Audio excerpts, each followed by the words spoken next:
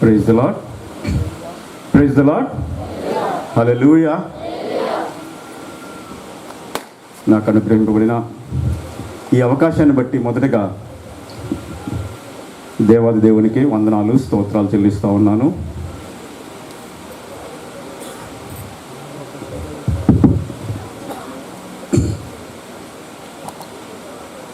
ఒక 5 years back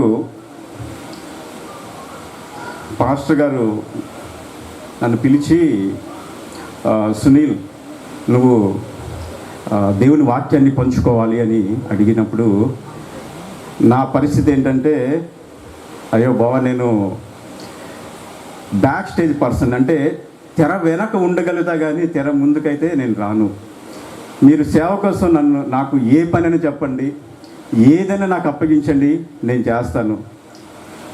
చివరికి పట్టాలు వేయమనండి, తీయండి, ఏ పనైనా చేయమండి, చేస్తాను. కానీ వాక్యం చెప్పమని మాత్రం నన్ను బలవంతం చేయొద్దు. అది నా పిలుపు కాదు, దానికి నాకు సంబంధం లేదు. దేవుడు ఒక్కొక్కరికి ఒక్కొక్క పిలిపిస్తాడు. నాకు ఇచ్చిన పిలుపు వేరు. నేను ఎటువంటి మైండ్ సెట్తో ఉండేవాడిని అంటే, దేవుడు నన్ను ఒక ప్రత్యేకమైన ఉద్దేశంతో పిలుచుకున్నాడు. నన్ను హైదరాబాద్లో ఒక ఉద్దేశంతో ఒక ప్రాంతంలో ఉంచాడు. అక్కడ నేను చేయాల్సిన పని ఉంది, అంతేగాని నన్ను దీంట్లోకి లాగొద్దని చెప్పాను అనమాట. కానీ మా బావగారు ఏం చేశారంటే, పాస్టర్ గారు నాకు చెప్పకుండా పేరు వేసేసి ఇంకా నన్ను ఎలాంటి ఒక సిచ్యువేషన్లో పెట్టారంటే, ఒక ఫోర్స్ఫుల్ సిచ్యువేషన్. పేరు వేసారు, నేను వాక్యం చెప్పాలి. ఎలాంటి పరిస్థితి అంటే చాలా అయోమయమైన పరిస్థితి, చాలా గందరగోళం ఉన్న పరిస్థితి. నేను ఎప్పుడు వాక్యం చెప్పలేదు అంతకుముందు. కానీ మా బావగారు, ఏమవుదు, దేవుడు నిన్ను వాడుకుంటాడు, నువ్వు మొదలుపెట్టని చెప్పారనమాట. ఒక 5 సంవత్సరాల క్రితం నన్ను ఎంకరేజ్ చేసి, నన్ను పుష్ చేసి, ఇది నా జాబ్ కాదు, నా జాబ్ వేరు, నేను దీనికి సంబంధించిన వాడిని కాను అని అనుకుంటున్న స్థితిలో, లేదు దేవుడు నిన్ను వాడుకుంటాడు అని నన్ను ప్రోత్సహించి నిలవబెట్టినటువంటి పాస్టర్ గారికి ప్రత్యేకమైన వందనాలు. చప్పట్లు కొడదామా? దేవుని సేవ రకరకాలుగా ఉంటుంది. తను సేవ చేస్తూ వేరే వాళ్ళని ప్రోత్సహిస్తూ, దేవుడు తనకిచ్చిన తలాంతుల ద్వారా అందరిని నడిపిస్తూ చాలా గొప్ప రీతిలో సేవ చేస్తూ ఉన్నారు పాస్టర్ గారు. దాన్ని బట్టి దేవునికి వందనాలు చెల్లిస్తూ ఉన్నాను. ఈరోజు కొన్ని నిమిషాలు మనం దేవుని వాక్యం ధ్యానిద్దాం. దేవుడు చాలా బలమైన రీతిలో, ప్రత్యేకమైన రీతిలో మనతో మాట్లాడని ఆశపడుతూ ఉన్నాడు. ఎంతమంది సిద్ధంగా ఉన్నారు వాక్యం కోసం? అందరు సిద్ధంగా ఉన్నారా? దేవుడు చాలా నూతనంగా ఒక విషయాన్ని మనకి ఈరోజు తెలియజేయాలనుకుంటా ఉన్నాడు. చాలాసార్లు ఇక్కడున్న మనందరం కూడా కొన్ని భయాల గుండా వెళ్తూ ఉంటాం. చాలా భయాలు ఉంటాయి. ఒక్కొక్కరికి ఒక్కొక్క రకమైన భయం ఉంటుంది. నా భయం నాకుంది, నేను ఇప్పుడే చెప్పాను నా భయం ఏంటో. అలాగే ఇక్కడున్న మీ అందరికి కూడా రకరకాల భయాలు ఉంటాయి. కొంతమందికి హైట్స్ అంటే భయం, ఎత్తైన ప్లేస్లకు వెళ్ళాలంటే భయం ఉంటుంది. కొంతమందికి నీళ్ళను చూస్తే భయం ఉంటుంది. కొంతమందికి చీకటి అంటే భయం ఉంటుంది. కొంతమందికి రకరకాల భయాలు ఉంటాయి.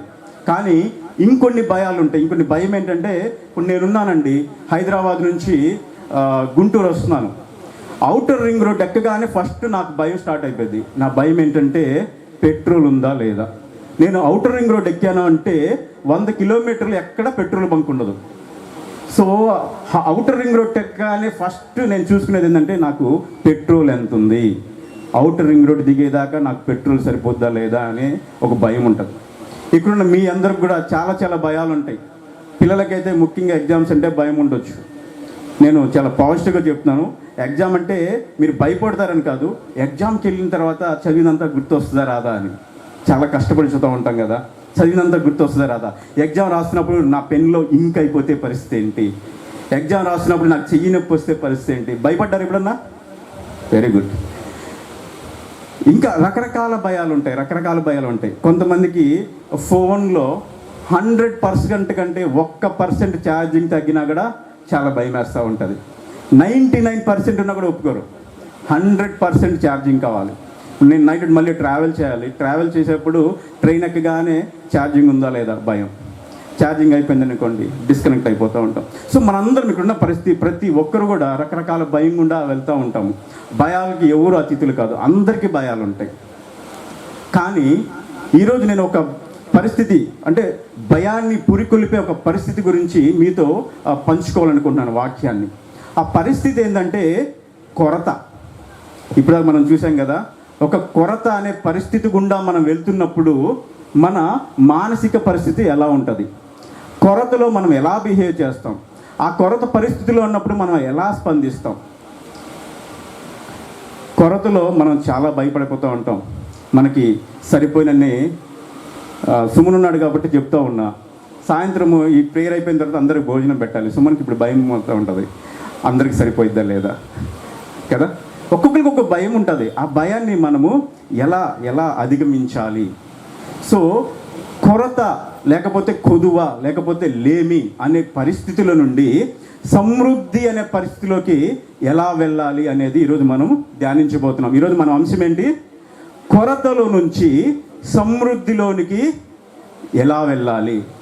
How to move from not enough to more than enough.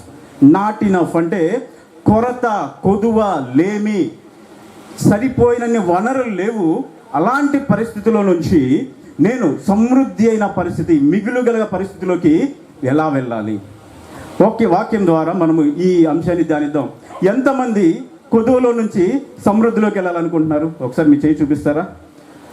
నా జీవితంలో కొరత ఉంది బ్రదర్, ఈ కొరతలో నుంచి నేను సమృద్ధిలోకి వెళ్దాం అనుకుంటున్నాను.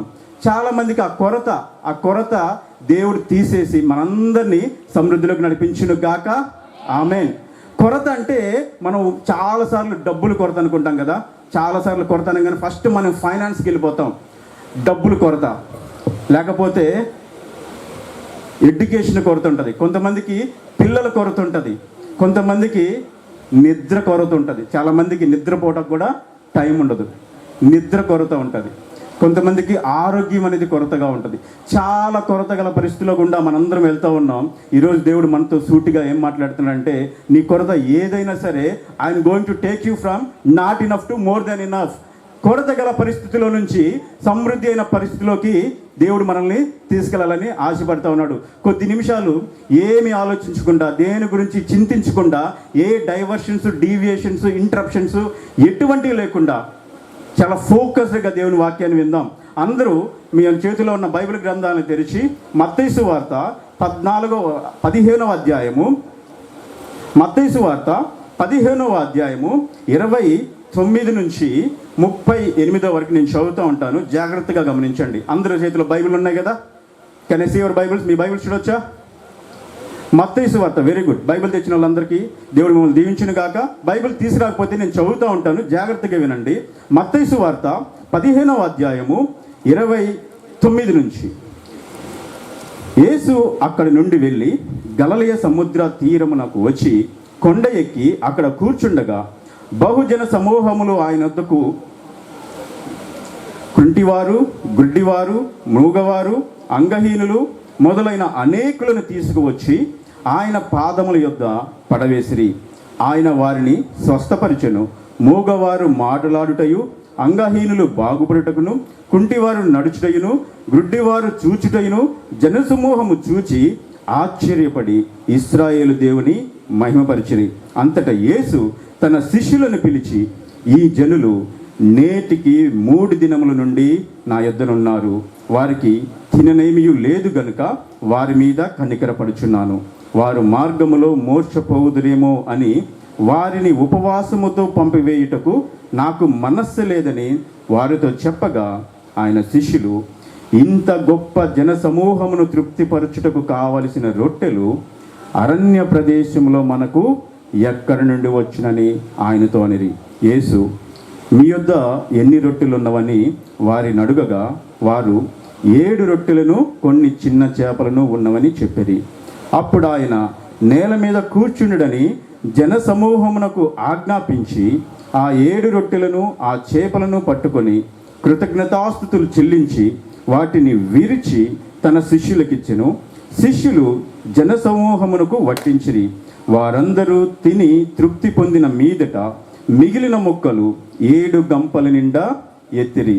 స్త్రీలను పిల్లలను గాక తినిన వారు 4,000 మంది పురుషులు. నా దేవా, నా ప్రభువా, నా పరలోకపు తండ్రి, మీ వాక్కుతో మమ్మల్ని నింపినందుకు మీకు వందనాలు, స్తోత్రాలు. ప్రభువా, ఈ ప్రత్యేక సమయంలో ఈ ప్రాంతాన్ని, ఈ ప్రాంగణాన్ని మీ సన్నిధితో ఆవరింపజేసినందుకు మీకు వందనాలు, స్తోత్రాలు. ఇక్కడ చేరిన ప్రతి బిడ్డని ప్రత్యేకంగా మీ ఆత్మతో నింపి మీ అభిషేకాన్ని అనుగ్రహించి ప్రభా మీ వాక్కుతో బలపరుస్తున్నందుకు మీకు వందనాలు తండ్రి. మీ వాక్కుని ధ్యానించుచుండగా మీ పరిశుద్ధాత్మ కార్యములు మా మధ్య జరిగించి ఘనత మహిమ ప్రభావం మీరే పొందమని యేసునామమున ప్రార్థించి వేడుకొనుచున్నాము తండ్రి. ఆమేన్. ఇప్పుడు మనం చదువుకున్న వాక్య భాగాన్ని జాగ్రత్తగా గమనిస్తే ఫస్ట్ మీలో చాలామందికి ఏమనుకుంటారంటే, బ్రదర్ ఈ వాక్యం మేము చిన్నప్పటి నుంచి వింటానే ఉన్నాం. ఈ వాక్యం భాగము ఏంటి? యేసుక్రీస్తు ప్రభువు 4,000 మందికి ఆహారాన్ని పంచిపెట్టుట. ఎన్ని రొట్టెలతో? 7 రొట్టెలతో 4,000 మందికి ఆహారాన్ని పంచిపెట్టుట. మేము చిన్నప్పటి నుంచి వాక్యం వింటా ఉన్నాము, సండే స్కూల్ నుంచి మాకు చెప్తూనే ఉన్నారు అనుకుంటే కనుక మీరు ఒకసారి జాగ్రత్తగా మళ్ళీ ఆలోచించండి. ఈరోజు దేవుడు ఇన్ ఏ స్పెషల్ వే, ఒక నూతన విధానంలో దీన్ని మన మధ్య ఆవిష్కరించబోతా ఉన్నాడు. నూతన విధానంలో ఒక న్యూ రెవల్యూషన్, ఒక కొత్త అర్థాన్ని దీనిలో నుంచి మనకు బయలుపరచబోతా ఉన్నాడు. దేవుని వాక్యము 2 అంచులు గల ఖడ్గము. దేవుని వాక్యము 2 అంచులు గల ఖడ్గము, జుంటి తేనె దారాల కంటే మధురమైనది. అది చదివే కొద్దీ, దాన్ని ధ్యానించే కొద్దీ దానిలో నుంచి మనకి క్రొత్త క్రొత్త అర్థాలు, ప్రత్యక్షతలు కనపడతా ఉంటాయి. దేవుడు ఈరోజు మనకి క్రొత్త ప్రత్యక్షతను అనుగ్రహించును గాక. ఆమేన్. 2 అంచులు గల ఖడ్గం అని చెప్పాను కదా దేవుని వాక్యము. ఒక అంచు దేవుని మాట అయితే, 2వ అంచు మన మాట కావాలి. ఎప్పుడైతే మన మాట దేవుని మాట అవుతుందో దేవుని ఖడ్గము మన ఖడ్గం అవుతుంది. యెహోవా ఖడ్గము గిద్యోను ఖడ్గం ఎలా అయిందో దేవుని ఖడ్గము మన ఖడ్గమైనప్పుడు మనకి ఎదురే ఉండదు, కొరతే ఉండదు. దాన్నే మనం ఈరోజు మనం ధ్యానించబోతూ ఉన్నాం. సో ఈ వాక్యంలో మనం చూస్తే కనుక యేసుక్రీస్తు ప్రభువు 4,000 మందికి ఆహారాన్ని పంచిపెడుతున్నామండు. ఈ అంశం మనందరికీ తెలుసు. ఈ అంశంలోకి వెళ్ళే ముందు ఒకసారి దీని సన్నివేశాన్ని, సందర్భాన్ని గమనిద్దాం. ఈ సందర్భం ఏంటి అంటే, యేసుక్రీస్తు ప్రభువు తూరు సీదోను ప్రాంతానికి, దీనికి ముందు, ఈ అద్భుతానికి ముందు ఎక్కడికి వెళ్ళాడు అంటే తూరు సీదోను అనే ప్రాంతానికి వెళ్ళాడు. తూరు సీదోను అనే ప్రాంతము అన్యులు ఉండే ప్రాంతం. అది యూదా ప్రాంతం కాదు, ధర్మశాస్త్రము తెలిసిన ప్రజలు ఉండే ప్రాంతం కాదు, అన్యులు, అన్య జనాంగం ఉన్న ప్రాంతం. ఆ ప్రాంతంలో, తూరు సీదోను ప్రాంతంలో యేసుక్రీస్తు ప్రభువు ఉన్నప్పుడు ఒక కనాను స్త్రీ ఆయన దగ్గరకు వచ్చి, దావీదు కుమారుడా, నా కుమార్తె దయ్యంతో బాధపడతా ఉంది, పీడింపబడతా ఉంది, ఆమెను స్వస్థపరచండి, ఆమెను దయ్యం నుండి విడిపించండి అని వేడుకుంటా ఉంది, ప్రాధేయపడతా ఉంది. కానీ యేసుక్రీస్తు ప్రభువు ఏమాత్రం పట్టించుకోవట్లేదు. ఆమె యేసుక్రీస్తు ప్రభుని వదిలిపెట్టట్లేదు, పీడిస్తూ ఉంది, వెంటబడతా ఉంది, ప్రాధేయపడతా ఉంది. చివరికి యేసుక్రీస్తు ప్రభు ఆమె విశ్వాసాన్ని చూచి ఆ కుమార్తెకి స్వస్థత అనుగ్రహించాడు. ఆ ప్రాంతము యూదా ప్రాంతము కాదు, అది అన్యులు ఉండే ప్రాంతము, తూరు సీదోను ప్రాంతం. ఆ ప్రాంతం నుంచి తర్వాత యేసుక్రీస్తు ప్రభు ఇప్పుడు మనం చదువుకున్న సందర్భంలోనికి వచ్చారనమాట. ఆయన గలిలయ సముద్ర తీరమున ఒక దరికి కొండ ఎక్కి కూర్చో ఉన్నాడు. అది ఏ ప్రాంతం అంటే దెకపొలి ప్రాంతం అంటారు దాన్ని. ఇంతకు ముందు ఉన్న ప్రాంతం ఏంటి? తూరు సీదోను ప్రాంతం. తూరు సీదోను ప్రాంతం నుంచి యేసుక్రీస్తు ప్రభు దెకపొలి అనే ప్రాంతానికి వచ్చాడు. ఈ దెకపొలి అనే ప్రాంతం కూడా యూదులు ఉండే ప్రాంతం కాదు, ధర్మశాస్త్రం తెలిసిన ప్రజలు ఉండే ప్రాంతం కాదు. కాకపోతే అక్కడ ఒక మిక్స్డ్ జనాంగం ఉంటారు, ఒక మిక్స్డ్ పీపుల్ ఉంటారు. అంటే అన్యులు, యూదులు కలిసి ఉండే ప్రాంతం అది. నిష్టగా ధర్మశాస్త్రాన్ని పాటించేవారు, నిష్టగా ఉండేవారు ఆ ప్రాంతంలో ఉండరు. కానీ బట్ జ్యూస్ అండ్ జెంటైల్స్, యూదులు, అన్యులు కలిసి ఉండే ప్రాంతం. ఆ ప్రాంతంలోనికి యేసుక్రీస్తు ప్రభు వచ్చాడని ఎప్పుడైతే అక్కడున్న ప్రజలు విన్నారో, ఆ ప్రజలు ఏం చేశారంటే ఆ ప్రాంతంలో ఉన్న రోగులందరినీ, అనారోగ్యంతో బాధపడుతున్న వారందరినీ తీసుకొచ్చి ఆయన పాదాల వద్ద పడవేశారు. మత్తయి సువార్త 15వ అధ్యాయం 29 నుంచి 30 వరకు ఈ 3 వచనాలు చూస్తే, ఈ 3 వచనాల్లో ఏముండదంటే, అనేక మంది రోగగ్రస్తులను, అనేక మంది అనారోగ్యంతో ఉన్న వారిని ఆయన పాదముల యొద్ద పడవేశారు. ఇంకా ఎవరు అంటే అక్కడ డీటెయిల్గా కూడా రాసి ఉన్నారనమాట. ఎవరంటే కుంటివారు, గుడ్డివారు, మూగవారు, అంగహీనులు అందరిని తీసుకొచ్చి ఆ ప్రాంతంలో ఎవరైతే కుంటివారు ఉన్నారో, గుడ్డివారు ఉన్నారో, అంగహీనులు ఉన్నారో, చెవిటి వారు ఉన్నారో వారందరిని తీసుకొచ్చి యేసుక్రీస్తు ప్రభు యొక్క పాదాల దగ్గర పడవేశారు. యేసుక్రీస్తు ప్రభు వారిని స్వస్థపరుస్తూ ఉన్నాడు. యేసుక్రీస్తు ప్రభు వారిని స్వస్థపరుస్తూ ఉన్నాడు. ఇదే వచనంలో కొంచెం ముందుకు వెళ్ళేసేసి 33వ వచనం చూస్తే అక్కడ ఒక మాట మనకుంటుంది. 33వ వచనంలో ఏముంటుందంటే, శిష్యులు యేసుక్రీస్తు ప్రభుతో ఒక మాట చెప్తా ఉన్నారు. ఏం చెప్తున్నారంటే, ఇంత గొప్ప జన సమూహమును తృప్తిపరచుటకు కావలసిన రొట్టెలు అరణ్య ప్రాంతంలో ఎక్కడ నుండి మనకి వచ్చును?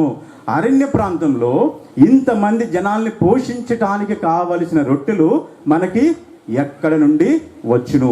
అంటే ఇప్పుడు మనం చదువుకున్న వాక్యాంశంలో ఫస్ట్ ఇక్కడ మనకు ఒక కొరత కనపడతా ఉంది. శిష్యులు ఒక కొరతని చూపిస్తూ ఉన్నారు. అక్కడ ఉన్న కొరత ఏంటంటే, 4,000 మంది పురుషులు ఉన్నారు, స్త్రీలు పిల్లలు కలుపుకుంటే మేబీ ఒక 10,000 మంది ఉండొచ్చు, 10,000 మంది కంటే పైన ఉండొచ్చు.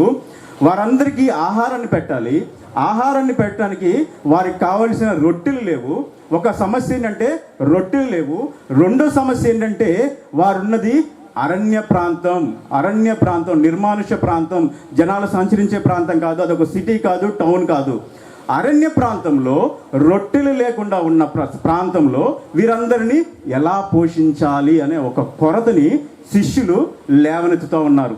అదే వాక్యంలో చివరికి వస్తే 36వ వచనం చూస్తే 37, వారందరూ తిని తృప్తి పొందిన మీదట మిగిలిన ముక్కలను 7 గంపల నిండా ఎత్తిరి. అంటే దీంట్లో మనకి సొల్యూషన్ కూడా ఉంది.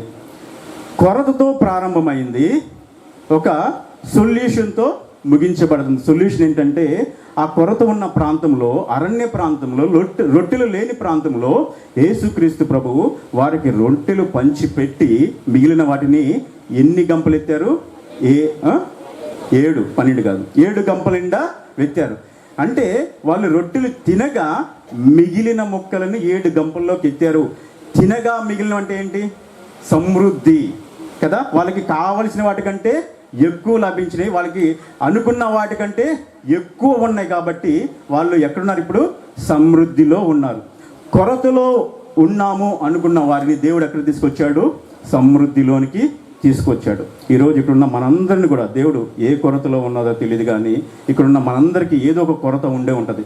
దేవుడు మనల్ని కొరతలో నుండి సమృద్ధిలోనికి తీసుకురావాలనుకుంటున్నాడు. ఎంతమంది ఇష్టపడుతున్నారు సముద్రంలోకి రావడానికి? దేవుడు మనందరినీ సమృద్ధిలోకి నడిపించును గాక. ఆమేన్. ఒక్కసారి ఇప్పుడు 2 వచనాలు చూసాం కదా. అనేక మందిని రోగగ్రస్తులను యేసుక్రీస్తు ప్రభు బాగు చేస్తూ ఉన్నాడు. బాగు చేసినప్పుడు మొదటి చూస్తే 32వ వచనం చూద్దాం ఒకసారి. 32 చదవండి.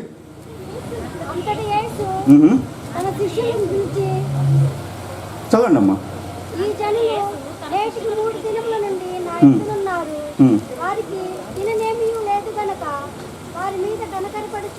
చాలమ్మా.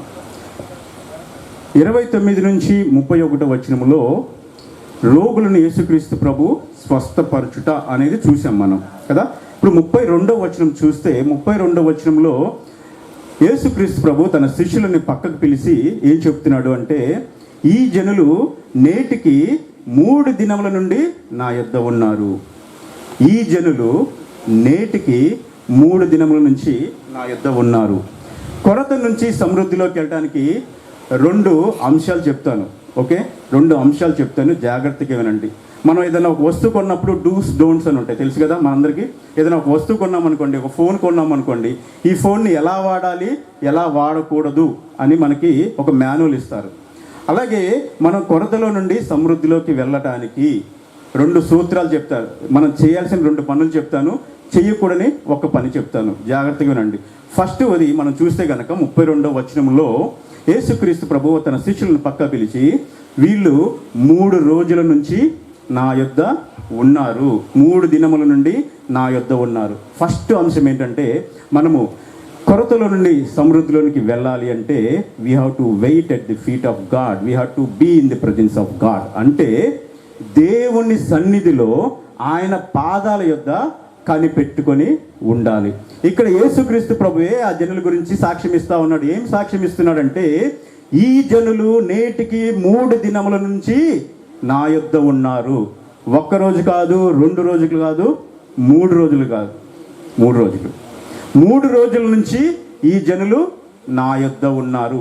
ఈ జనులు 3 రోజుల నుంచి నా యొద్ద ఉన్నారు అంటే అక్కడ యేసుక్రీస్తు ప్రభు చెప్తున్నది ఏంటంటే, వారు ఏదో 3 రోజుల నుంచి ఊరికి అలా వచ్చి కూర్చొని సరదాగా వేరే వాళ్ళతో మాట్లాడుకుంటూ, వేరే వాళ్ళని కెలుక్కుంటూ, వేరే వాళ్ళ గురించి డిస్కస్ చేసుకుంటూ, ఏదో ఉన్నామంటే ఉన్నాం, వచ్చామంటే వచ్చామని కాకుండా 3 రోజుల నుంచి ఈ జనులు నా యొద్ద ఉన్నారు.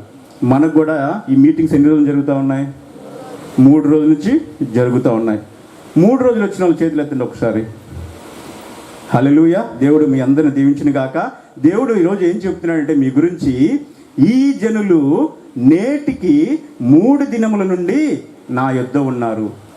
నేటికి 3 దినముల నుంచి నా యొద్ద ఉన్నారు. నా యొద్ద ఉన్నారు అంటే ఏదో ఊరక అటెండెన్స్ కోసం ఇక్కడ కూర్చోలేదు. పాస్టర్ గారు ఏమైనా అనుకుంటారేమో, పాస్టర్ గారు ఏమైనా అనుకుంటారేమో, రాకపోతే దేవుడు మనల్ని ఏమన్నా చేస్తాడేమో, దేవుడు కోపం మన మీదకి వస్తుందేమో, దేవుని ఉగ్రత మన మీదకి వస్తుందేమో అని కాదు. కానీ నేటికి 3 దినముల నుంచి ఈ జనులు నా యొద్ద ఉన్నారు అంటే ఈ జనులు నాతో ఉన్నారు, నన్ను ఆనుకొని ఉన్నారు, నన్ను హత్తుకొని ఉన్నారు, నా మాటలు వింటూ ఉన్నారు, నా నుంచి స్వస్థత పొందుకుంటూ ఉన్నారు. హల్లెలూయా.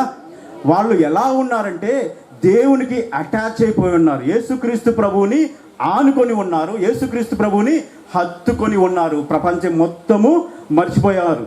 యేసుక్రీస్తు ప్రభు ఆ రోగులందరినీ స్వస్థపరుస్తూ ఉన్నాడు. 1 రోజు అయిపోయింది, ఆయనకి స్వస్థపరుస్తూ ఉన్నాడు. 2వ రోజు అయిపోయింది, స్వస్థపరుస్తూ ఉన్నాడు. 3వ రోజు అయిపోతూ ఉంది, ఆయన ఇంకా రోగులు స్వస్థపరుస్తూనే ఉన్నాడు. ఇంకా ఎన్ని రోజులు పట్టిందో తెలియదు. కానీ యేసుక్రీస్తు ప్రభు సడన్గా తన శిష్యులు పిలిచి, ఈ జనులు నేటికి 3 రోజుల నుంచి నా యొద్ద ఉన్నారు. 3 రోజుల నుంచి వారు దేవుని వాక్యం వింటూ ఉన్నారు, దేవుణ్ణి హత్తుకొని ఉన్నారు, దేవుని సన్నిధిలో గడుపుతూ ఉన్నారు సమయాన్ని. వాళ్ళు ఎక్కడ సమయాన్ని గడుపుతూ ఉన్నారు? దేవుని సన్నిధిలో సమయాన్ని గడుపుతూ ఉన్నారు.